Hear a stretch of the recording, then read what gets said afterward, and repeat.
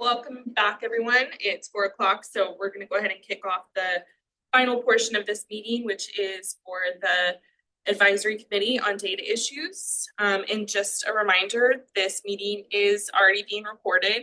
We've just kept it rolling, so just to remind you that. And the recording will be posted on the Advisory Committee's webpage shortly after the meeting. If anybody has joined, I'm going to double check real quick to see if there's anyone we do need to promote to panelist. We don't. Okay, so we can just go ahead and get started. So I will turn it over to Bianca so she can kick off the meeting for us. All right. Thank you to the HCA staff in particular for hanging in here for so long this afternoon, and welcome back to our Data Issues Committee. I'm Bianca Frogner, chair of the committee. I know we've already been together in this last hour. So we're going to kick off this part by going over I guess I need to first call this to order at 4:01, and I'm calling the November 20th Advisory Committee Data Issues Committee to order.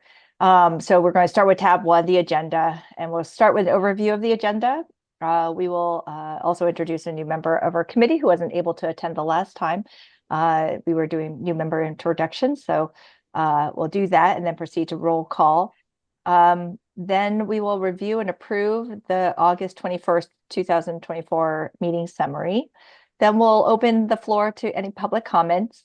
Following that, we will discuss the stakeholder committee and cost board connection.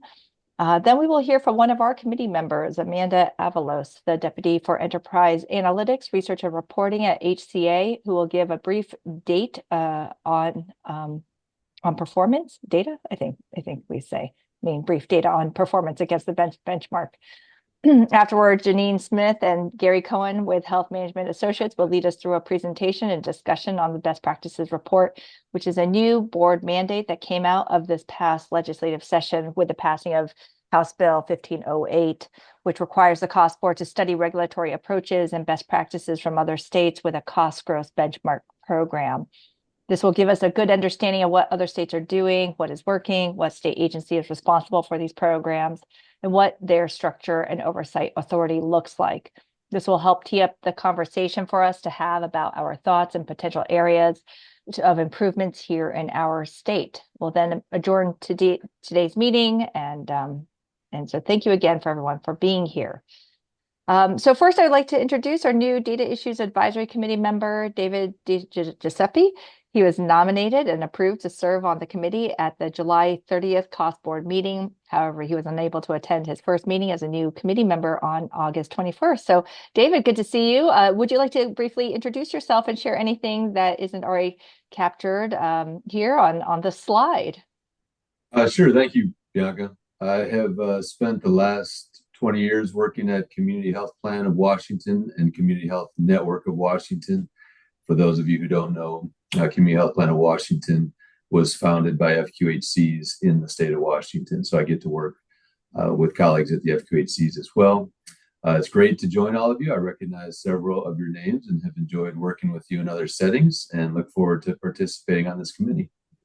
Fantastic. Thank you, David. Good to have you here. So then we'll go ahead and move to roll call. I'll call each person's name by first name in the order as listed in the agenda, which is in alphabetical order by last name. So I know some of you are already here, but please go ahead and say you're here in case also we missed anybody in the last round. So we'll start with Krista. Still here. Thank you, Krista. Megan Atkinson. Not hearing Megan still. Amanda. Hello, still here. Thank you, Amanda. Jonathan. Jonathan, are you still here? Jonathan Bennett? He raised his hand. Oh, okay. Great. Bruce. Bruce Brazier. Okay, not hearing it. Jason. Jason Brown. Okay, not hearing him. David, I know you just said your introduction, so we know you're here. Okay, we'll go to Chandra, sorry. Chandra Hicks. No. Leah. Is here. Thank you, Leah. Li Chao? No, not hearing that. Not hearing Li Chao Lee's name. David Mancuso? No, not hearing from David. Anna? Anna Morales? Not hearing. Okay, Hunter Plummer noted that he was not going to join, so, but just checking, making sure he's not here. Okay, Mark? Here. Thank you, Mark. Russ? Here. Thank you, Russ. Mandy? Mandy? No. And Julie? Julie Sylvester? No, not hearing Julie. Anyone else's name that I did not call? Okay, great. So thank you to all of you who are still here hanging on to the second part of the meeting. So let's go ahead and turn to tab 2 on the meeting summary. So we will approve the meeting summary now. As a note, the recording of the last meetings is posted to our webpage for reference. We will use the consensus process for a vote on the approval of the meeting summary from August 21st. First, is there any discussion of the meeting summary or any proposed changes? Not seeing any hands. Okay, so is there a motion to approve the minutes? Oh, I'll make that motion. thank you, Russ. You're welcome. Second? Leah will second. Leah will second. Thank you. All in favor, say aye. Aye. Aye. All right. Anyone opposed? Not hear anything. The motion is approved. I'll pass it back to you, Rochelle, for public comment. Thank you, Bianca. I would like to welcome any public comments at this time. And then just to let you know, we did not receive any written public comment prior to the meeting. But if you would like to provide public comment now, please raise your hand using your Zoom controls. When you're called upon, you'll be invited to join the meeting as a panelist, which will allow you to come off mute and turn your microphone or turn your camera on. When you do start providing public comment, if you can please state your name and affiliation, if any, before speaking. And please do not raise your hand more than once to ensure that everyone has a chance to speak. Let me just check to see if we have any.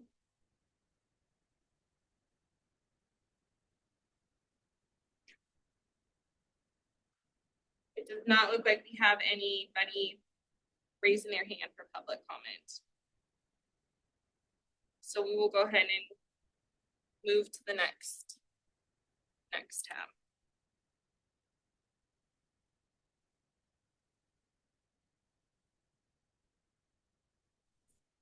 Okay, so the purpose of this section is just to give you guys a refresher in terms of the connection for the advisory committees to the Healthcare Cost Transparency Board. So just a reminder, the Healthcare Cost Transparency Board is the main entity. They're the ones that really set the agenda and the strategic vision for the year, and then also for the work that the advisory committees are working on. So just again, a refresher, the cost board is responsible for reducing Washington State's healthcare cost growth by determining the state's total healthcare expenditures through an annual data call, setting a healthcare cost growth benchmark for providers and payers, identifying cost trends and cost drivers in the healthcare system, bringing transparency to healthcare spending, identifying system-wide solutions for affordability, and reporting annually to the legislature, including providing recommendations for lowering healthcare costs. And the connection that the committee members or the committees play to the Healthcare Cost Transparency Board, the data issues provides expert advice on data calls in the analysis of existing data sources to determine cost drivers and assist with the board's various data sets. And then if you can go to the next slide, Audrey. And so the Data Issues Committee and Cost Board connection based on their current area of priorities. Right now, the Cost Board is focusing on lowering healthcare costs for Washingtonians. And current policies under consideration require focused attention on data issues. So for instance, they have been focusing on facility fees, as you recall, and that's a discussion that we continue to have, is figuring out the best way of capturing all of that data information that the cost board might need in order to make an informed decision. Data source support, so business oversight and facility fees, and then data issues committee goals. So based on what the cost board is trying to accomplish, some of the goals that the data issues committee is focused on is being able to provide subject matter expertise on analysis of existing data sources. So we will continue having these conversations for the next few meetings until we get to that point where we are, or you are, able to provide that insight back to the cost board where they feel that they have all the input and information required regarding data sources to be able to start making policy recommendations. Is there any questions on any of that? Otherwise, I will turn it back to Bianca. Thank you, Rochelle. I think we're going I'm to go sorry. I'm ahead turning and go over to Amanda, right? To Amanda. Yeah. Amanda for the next Thank presentation. you. Right, thank you. I'll reintroduce myself. I'm Amanda Avalos. I'm Deputy for Enterprise Analytics here at the Healthcare Authority. And I'm going to start with a disclaimer. So I will not be diving into the findings from the performance against the benchmark cost analysis. I'm imagining some are eager to see that, but those results will be presented in December at the public hearing. So instead, I'm going to be providing an update on behalf of the data analysts supporting the cost board, sharing really two specific observations that they had when they were working to calculate the healthcare costs for the state.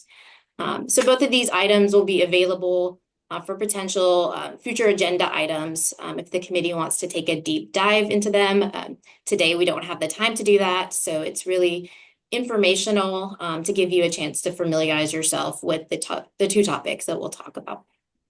So let's go to that next slide. All right, thank you.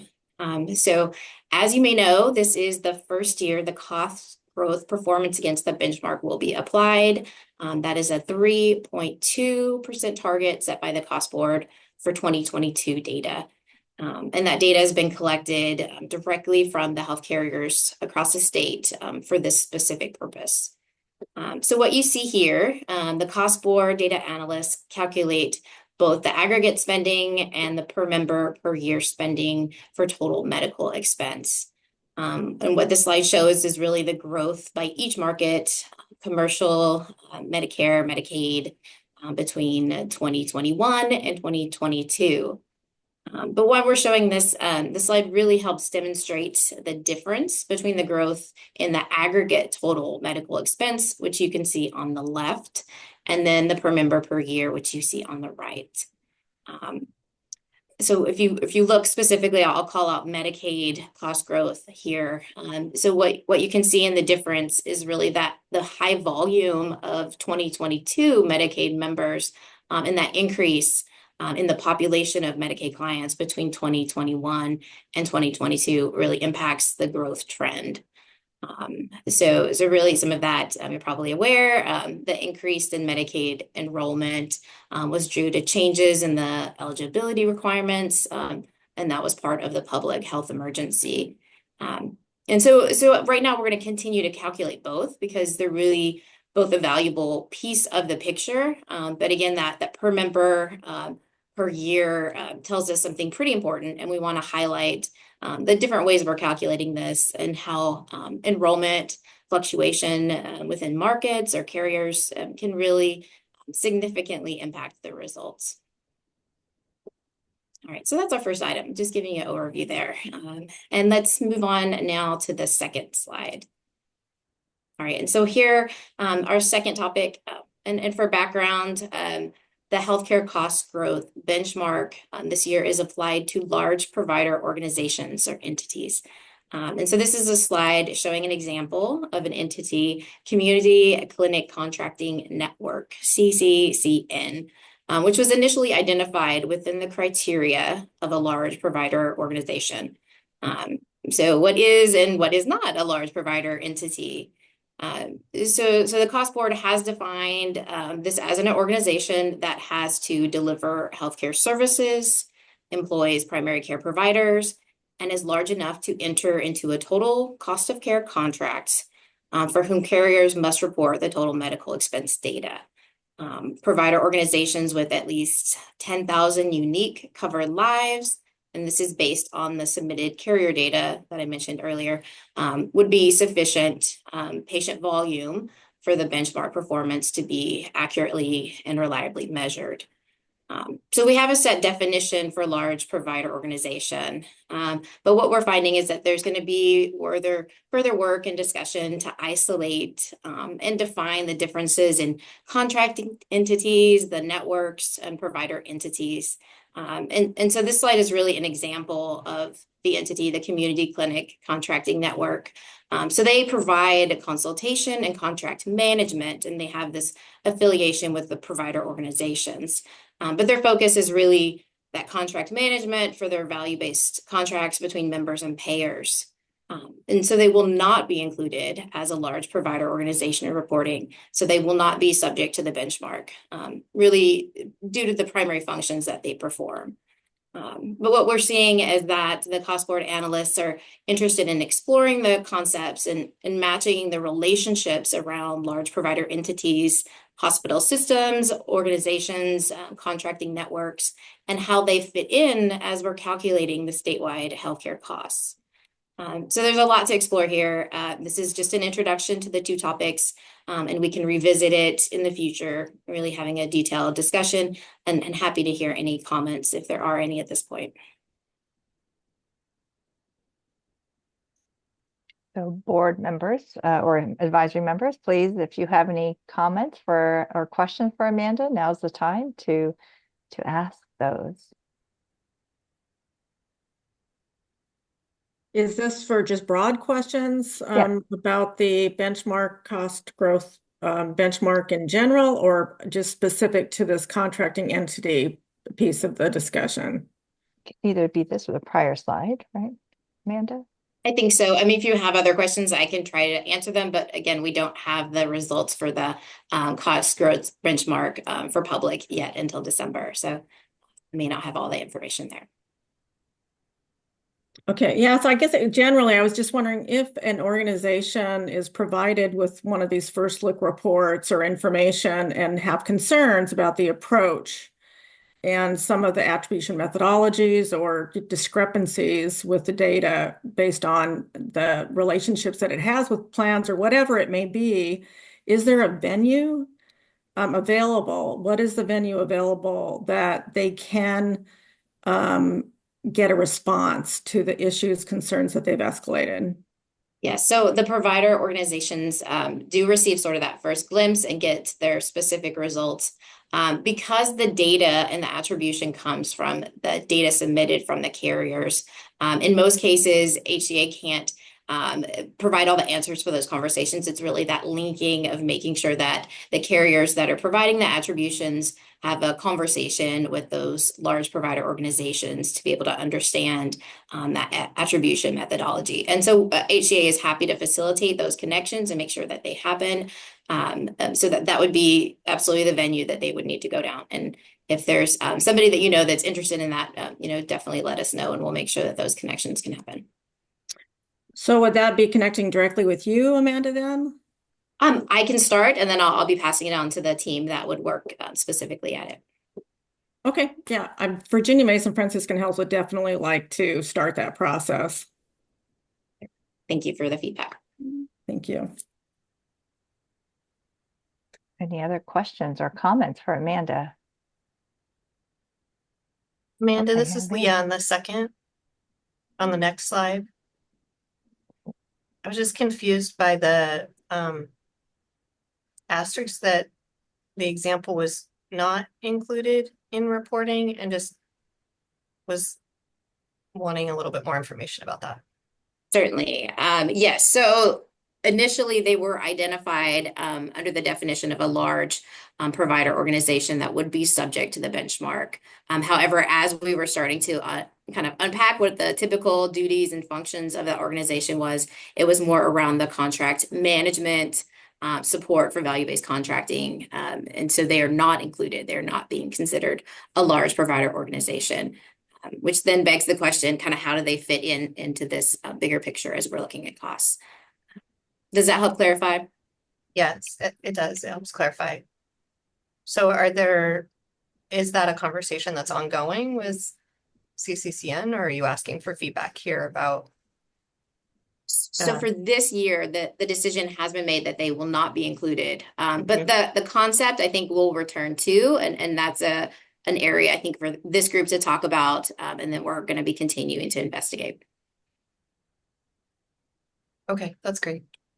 I mean, I think the more comprehensive, the better, understanding that either definitions or approaches may have to be slightly altered to accommodate certain arrangements. Shade that comment.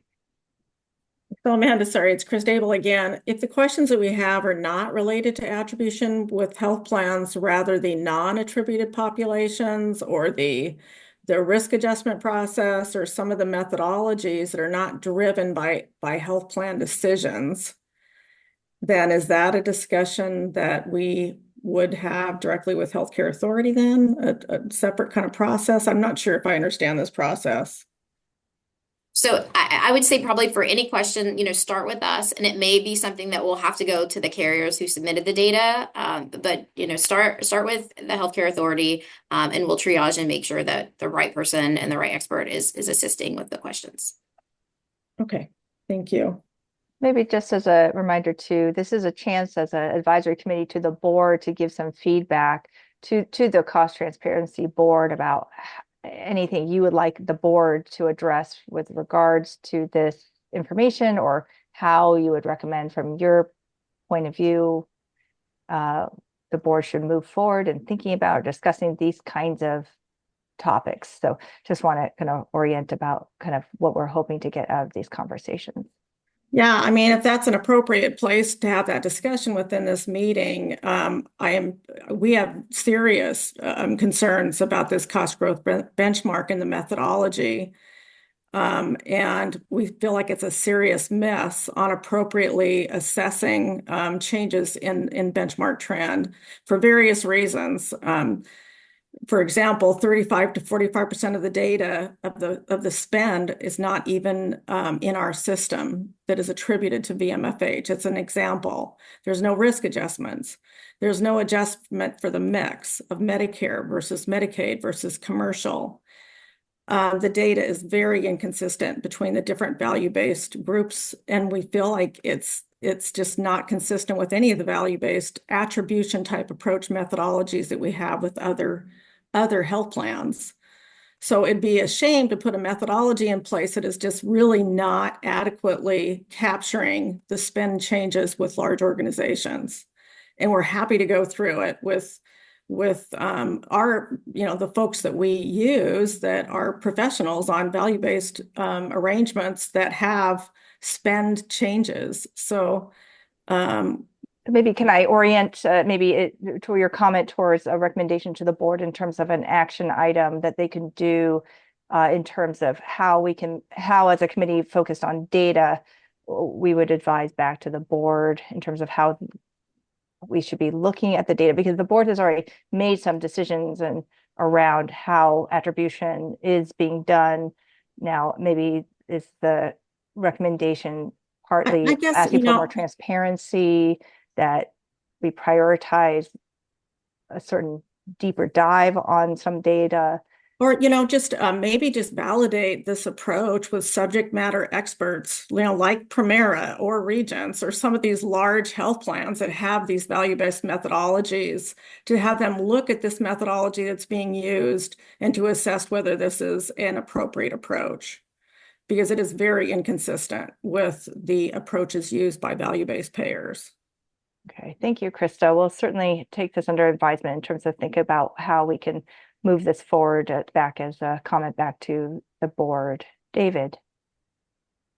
Amanda, I'm reluctant to comment as a brand new member, just getting involved in the No, conversation, please but jump in. what you described as the approach for you, the contracting entities, using CCCN as an example, not considering them to be subject to the benchmark and holding off for further discussion, that all seems reasonable to me. Thank you, David. Great. Okay, so I know we're kind of at time here, Amanda. Thank you so much for your presentation and just your time here. I know it was a brief update, and we'll get the full report out at the public hearing on December 12th, which is another opportunity for everyone to comment, correct? So certainly there's a chance there to also provide your thoughts. So I'm going to turn it over to Janine and Liz from HMA to share their findings on the best practices report. So I don't know if it's Liz or Janine who plans to start first here. Thanks, Bianca. Hi, Hey, Liz. everyone. Hopefully you can hear me. I'm going to hold my speaker up because sometimes it doesn't work. So if we can go, we've already covered this at the beginning. Rochelle kind of talked about the relationship between the board and the committees. So, and the sort of what the focus has been over the course of the year. So we don't really need to spend any time on this slide, but if we can go ahead to keep going. Okay, so this is, again, we heard from at the joint meeting about the conversation that happened at the cost board meeting, focused on oversight and mergers. And at that last meeting, the cost board voted to recommend the NASHB model legislation on business oversight and mergers, recognizing that there were significant questions about data that still needed to be answered. And in particular, there was support there. They have a request for the Data Issues Committee specifically on doing a crosswalk about what data would be necessary for that legislation, what's called for in the NASHB legislation, and what's currently happening here in Washington State. The best practices report, which Janine is going to cover today, talks a bit about some of the other states that are doing this type of work, what their approach to data collection has been. And so that provides some context for the conversation in which this is happening. But I think we do want to circle back at the end because the recommendations and best practices report are, again, a little bit more long-term. And in the short term, the cost board is asking for support from members of this committee specifically focused on the NASHB legislation. So just want to kind of lay that out before Janine jumps into the report, and we'll come back to this later. So Janine. Hi there. I'm going to the next slide. These are the details of the NASHB recommendations just for your reference. Continue. Next slide. And next slide. So the study of best practices, as Bianca mentioned earlier, was to look at how other states are constructed their infrastructure around their cost growth programs. We did a scan looking across the states, and there are 8 states that had active healthcare cost growth programs, and we really focused on more detailed analysis of the 4 states that seem to be most applicable to Washington State to consider their practices. And there is a full report of this that was part of the cost board's, the draft version, it was part of the cost board's materials, and the final full report will be coming out shortly, and can make sure this group gets a copy of that. And we want also, as we looked at these states, tried to compare and contrast with Washington State's efforts to date around data and other aspects of the cost growth program. Next slide. So the 8 states are listed here. Massachusetts led the way, and other states have followed. There was a 9th state, but it did not continue on due to it being through executive order versus many of these other states, except for Rhode Island, have been predominantly through legislation. We looked and pulled together some of the common features, and the ones that we really wanted to focus on with you all today is that the these states all have the authority to collect and use data to monitor health system spending trends. They do the growth target, such as Washington is doing, and they have a way to measure, to collect and track the expenditures. But they have a data and analytic capacity to support that data analysis, reporting, and even create use cases, and a strategy to apply that data to advance state strategies to control costs and make things more affordable. They all have some public reporting groups, such as the Cost Board and the other, and many have committees such as these. And there's some of these states also have a market oversight programs. There's much more detail. There's some slides in the back of your packet that have details on the 4 states. And as I said, there's a full report to be coming your way. Next slide. So when we looked at these states and thought about their best practices, this getting comprehensive analysis and reporting to really be able to look across the entire healthcare system is really key to the success of these programs. You know, how expansive and comprehensive it is really dependent on what existing data infrastructure they had or was created as part of their evolution, and their authority to collect the data was also a factor in whether, you know, it was given to the cost growth program itself or if it was given to other state agencies and how they had to then aggregate it. And then staff and funding availability also really contribute to how much data analysis they can do. You'll see in the report that Massachusetts stands out as one of the best examples that many of the other states actually have copied, but they did create their own an agency called the Massachusetts Policy Commission, and they have a very comprehensive data collection agency that they work extremely close with, called CHIA, which is the Center for Health Information and Analysis. And the funding to both of these is significantly higher than Washington at this point, but they have really you know, grown over time and to be successful at getting the data easily enough to be able to both do the benchmarking work, but also analyze the cost drivers and provide information. Oregon, we had consolidated. I'm in Oregon myself and used to work in the state government there. And we consolidated data and analytics quite extensively even before we started our cost growth program, and then housed the cost growth program and our market oversight program inside that data analytics unit. And that has allowed smaller staffing of those particular programs because they're cohesively working closely with our all-payer database and hospital revenue reporting and other data that the state collects. They still work closely with their the public health data as well, and Medicaid actuaries. Next slide. So the Washington's approach to date has been to using the all-payer claims database, a call to carriers and providers for expenditures, and analysis by the small staff within the HCA and in partnership with the Institute for Health Metrics and Evaluation at the University of Washington. The next slide tries to capture some of the other sources of data that we have talked to the various to the board and the data and the I think this group as well.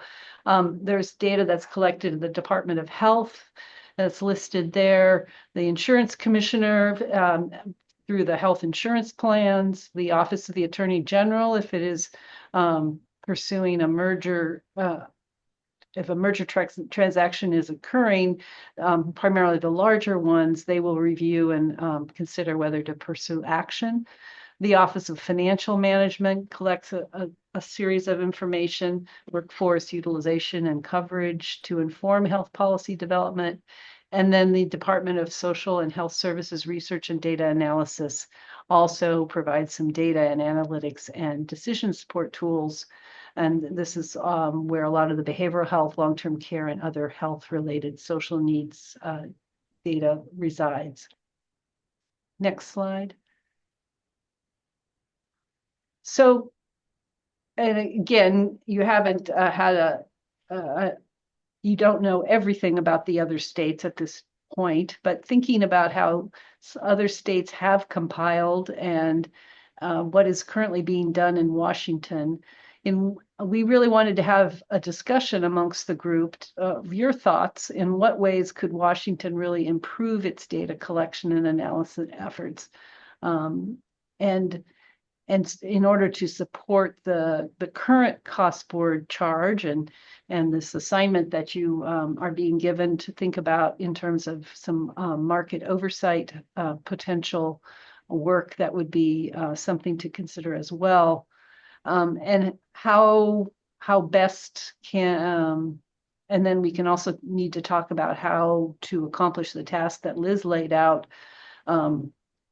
that's been given to this committee about doing the crosswalk of data collection versus what it might be needed to implement the NASHB policy initiative.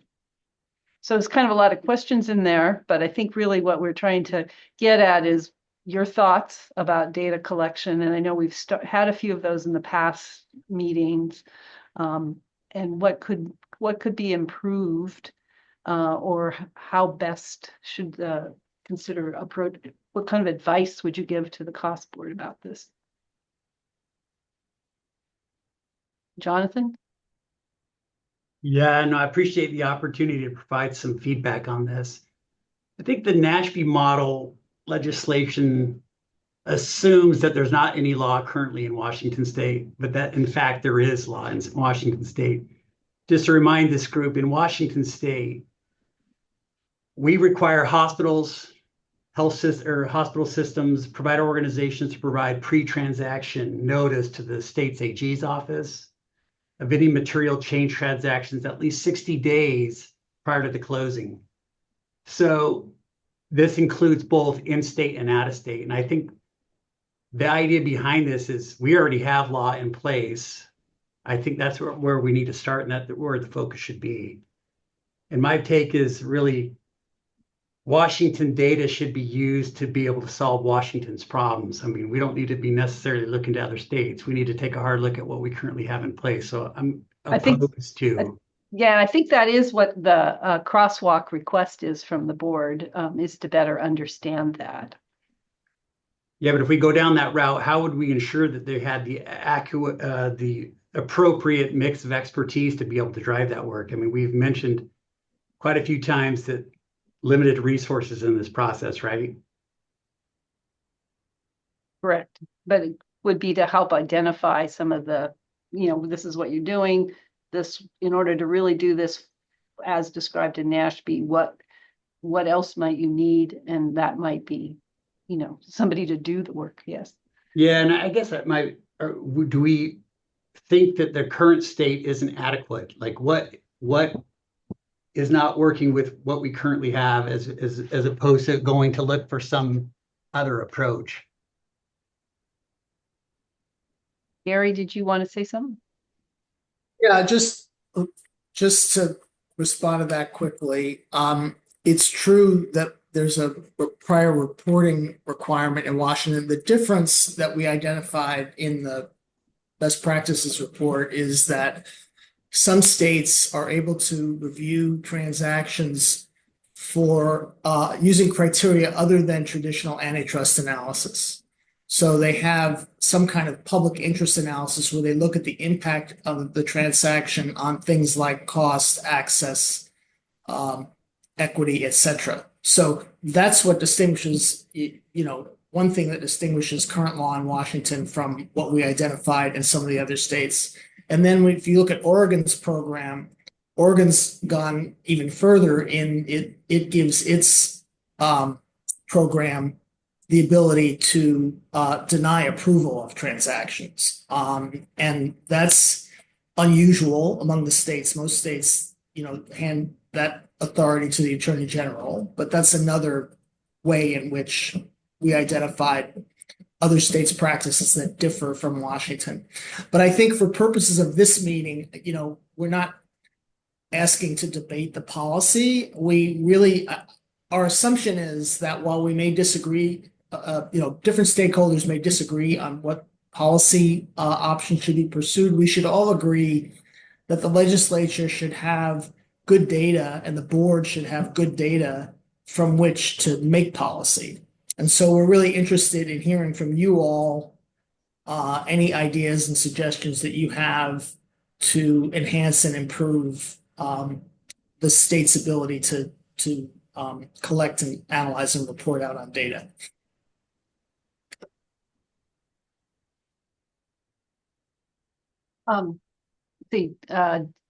David, think first, and then Leah.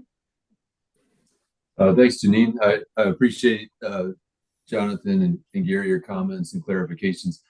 I'm trying to organize your questions, Janine, in my mind, because it seems like the question of supporting NASHP's proposals centers on ownership of the healthcare entities, which I don't think is reported in the all-payer claims data. So I think the fundamental question there is, does the mechanism that Jonathan described, where entities report their ownership structure, is that the basis of the data before anybody gets into the policy questions?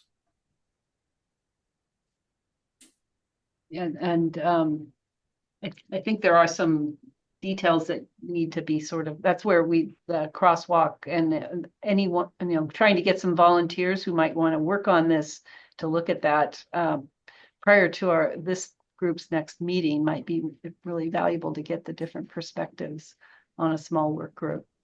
Leah, did you want to weigh in? Yes, thank you. I think I'll just segue into what you were just saying, Janine. I mean, I don't think this committee currently has the information they need in order to make a recommendation to the board. And I think some estimation of, what that work effort would be and whether that's reasonable to ask a set of volunteers here to commit to that, or a request back to the board of, there are very important points here about there is a lot of reporting already, and we have a lot of data already, and there have been several publications demonstrating that the right data is still not available for certain decisions. But whether we call it a crosswalk or whatever that is, cataloging the types of data that are currently reported and what they can or cannot be used for, I think is fundamental to making any recommendations. So I don't know if if there is room for kind of an estimate of how large that effort would be, and then we could have a request for some volunteers here on the committee to help put that together, or whether it's a magnitude of effort that we really need support from a resource at HCA to help us do that. David? Leah, I appreciate how you frame that up, because I'm still trying to disentangle the different questions. So as an example of what you're saying, Leah, that, yeah, as Jonathan said, there is a channel for collecting ownership information, but market power and the concentration of healthcare expense is an important component as to whether ownership changes have any implications on future expenditures or future cost of the system. And so time needs to be spent thinking about how to create a composite data set that allows somebody to answer those questions. Yeah, an example is that we don't require individual organizations to have their own individual MPI. So trying to track, even if via one of these reporting cycles. Not all of these current mechanisms for reporting include all types of organizations that have been contemplated in other places about wanting reporting types on. So there are holes in it, and we could agree or disagree or provide information about what you could do with the data as it exists today versus what data you would need to make additional decisions. But for example, without that individual organizational NPI, then you can't look in the claims and say, hey, after this merger and acquisition occurred, here are claim costs rising, and make a decision about whether you feel like that was related to the merger and acquisition or not, is one example. And may I also add that I know hospitals sometimes is the first thing that comes to mind around mergers and acquisitions, but mergers and acquisitions do happen across multiple entities. And I think certainly as someone who has spent time looking also closures and acquisitions of pharmacies, for example, it's not easy to really track some of that. So to your point, Leah, sometimes we're relying on NPI data. It's not always so clear how those relationships are all connected together. And to your point, David, trying to connect it back to other data sources is not always as straightforward as it seems. And it sounds like from this committee, I'm already hearing expertise as each one of you are coming to the table knowing little bits and pieces about the puzzle of mergers and acquisitions. So this is exactly what we want to do, is have the collective voice together to kind of solve this puzzle, to figure out like, okay, so, Jonathan knows one piece, Leah knows another piece, David, another piece. How do we help identify what we already have versus where are the gaps, and to provide that information back to the board. And to your point, Leah, yes, we're not going to solve this today. It is something that I think having volunteers to help us get to that by March, so there's some time here to at least start that process, would be great to have. Maybe that's the first step if we do agree that some volunteers could get started. That the first task would be to kind of try to understand what the magnitude of the work is and what could be accomplished by volunteers versus what would really need some additional resources. I just want to chime in here too, and also say that I think that some thought is that using this NASHP model legislation crosswalk as an exercise to see, because it does spell out very specific things in it, to sort of say, okay, we have this is over here, we don't have that at all, just to kind of test it out and see. I think that's what the intention was, to just use it as a, testing ground to see, I think also to just recognize Jonathan's point, like the hospitals are reporting to several parts of several different agencies. How can we look at this as a whole? And I think getting as far as volunteers can in advance of March 27th is the goal. And then that will, I think, be combined with what the best practices report is also sharing other states have ended up doing, because they're trying to answer additional questions. So,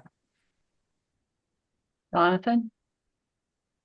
Yeah, I mean, I'd be happy to volunteer, and I'll be the first to say I'm not a merger expert.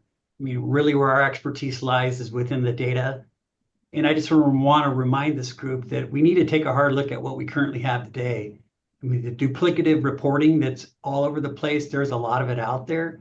I think we really need to take a step back and evaluate that versus going to try to look for a new data source that might answer this. So I would say we need to really focus on what current state looks like. What are we collecting today? What are the holes, if any? And if so, what is the path forward, just versus just assuming that there are holes and therefore we're going to go get this shiny new data set that's going to solve the problem. So I would really advocate for us to take a step back, evaluate where we're at today, and then come up with the plan moving forward. And I think, Jonathan, that's exactly what we're saying. If I read this right, I don't think the goal is necessarily to find new data, but I think it is exactly to take a landscape view of where we currently are. And I think it's not necessarily just new data. It's also what we currently have in place as far as law and what the holes are there. I agree. And I think that is the goal, is to look at exactly where we are today. So I do think it's probably premature to say we need to go find new data. And I think as a data committee, that is the job of this committee, is to take a look at where we are today, to then say, look, we have this data already, but there are some barriers maybe to connecting those data sources. And perhaps, as you mentioned, Jonathan, earlier, that there may be some resource constraints that prevent us from leveraging it as effectively as we would like to. So I think you're right on the right path, Jonathan. So I hear you volunteer, and that sounds great. And so perhaps we should see if others may want to volunteer to work alongside you. And I know we have a breadth of expertise in this group, so I'm sure we can find someone with M&A background and experience. I know, David, you have a health economics background yourself. I don't know how you feel about that, but we have other health economists, I believe, also on this group, myself included. I'm happy to also provide any of that expertise if helpful. One thing that might be helpful, Bianca, is if someone from HCA or HMA would be willing to outline how much time commitment might be involved in volunteering, and then just send out an email. You know, just for me personally, I'm interested in volunteering. Just want to make sure I can fit that in. That sounds fair. Sure. How about others on the call who we haven't heard from? I just want to make sure there's space for others about, because there's a number of questions that Janine put up here, but are there data sets that you all are aware of that aren't being leveraged that we should be adding to the conversation, especially as volunteers move forward? This is also a chance to kind of put it out on the table about things we should keep in mind as we try to sort through this conversation.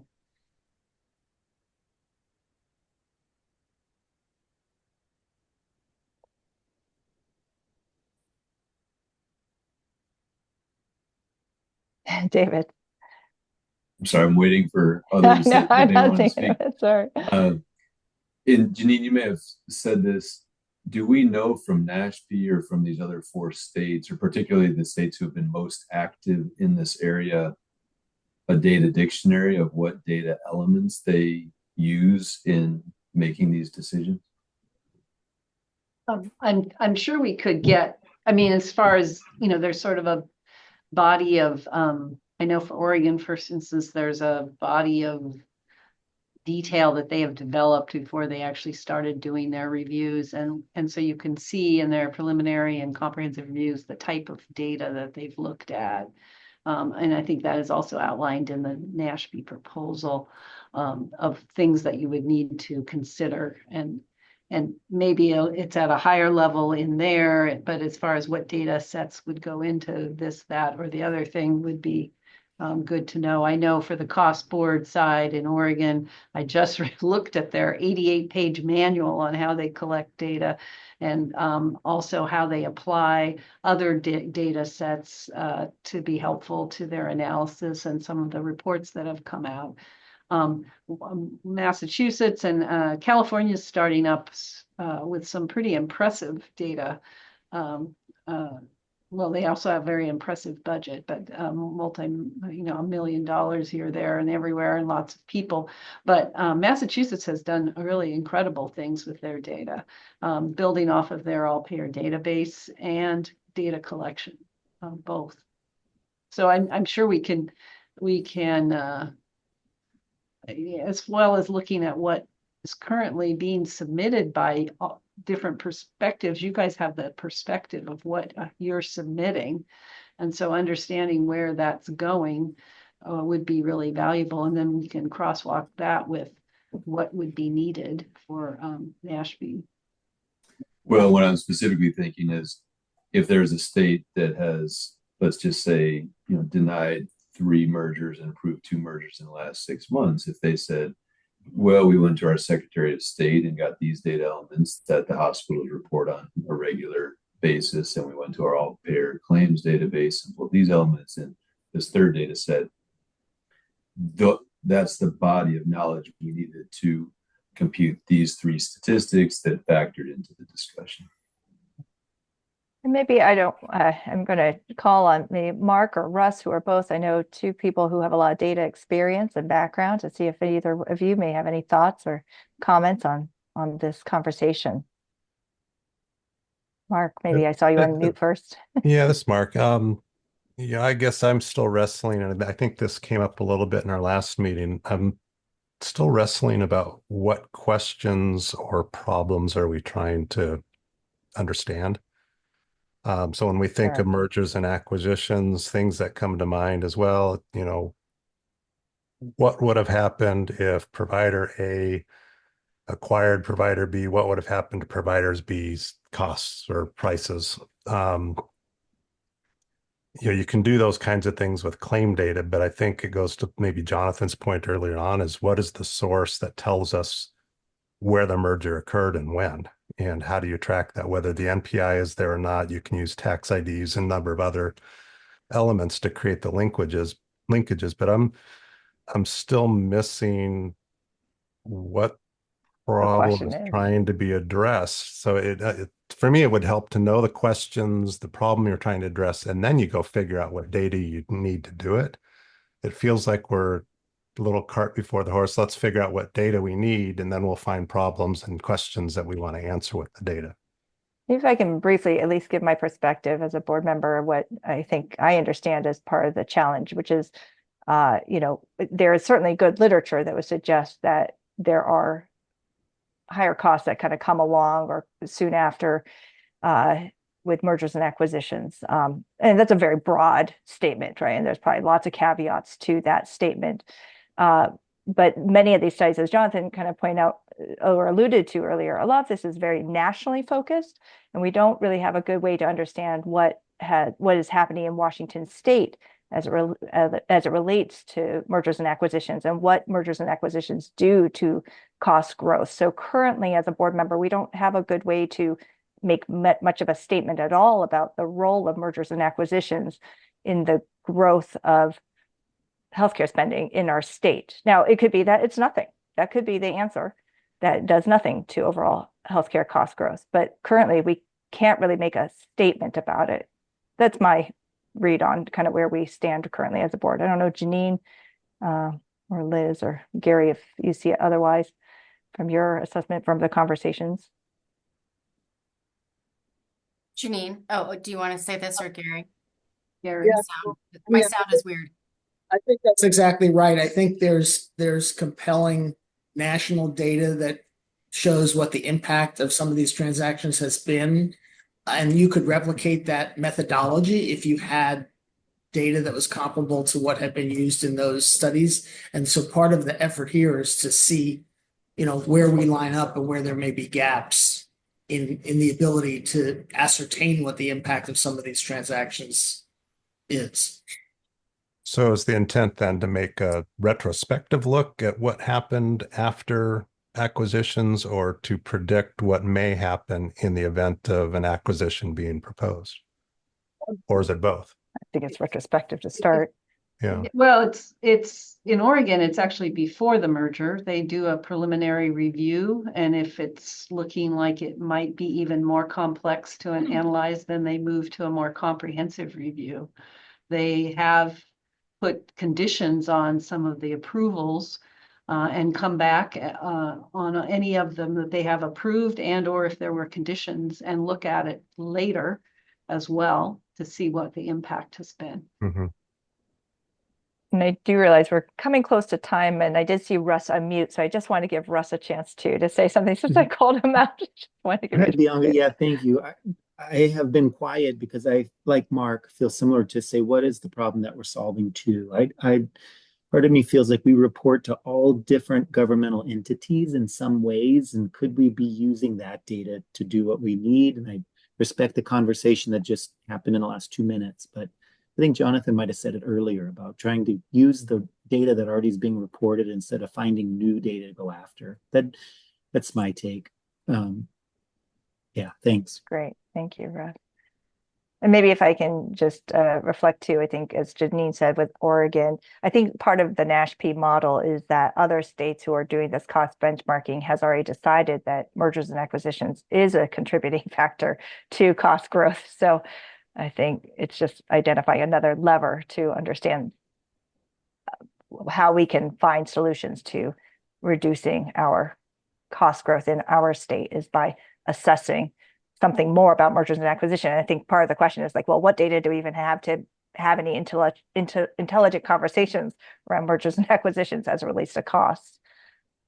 Well, and I think that's where it comes back to Jonathan's point. If the AG's office has information on historical mergers and acquisitions in the healthcare space, start there and apply it and match it to the claim date and see what happened directionally after those acquisitions occur. It's easy to take the before and after look based on service dates and unit costs and other things.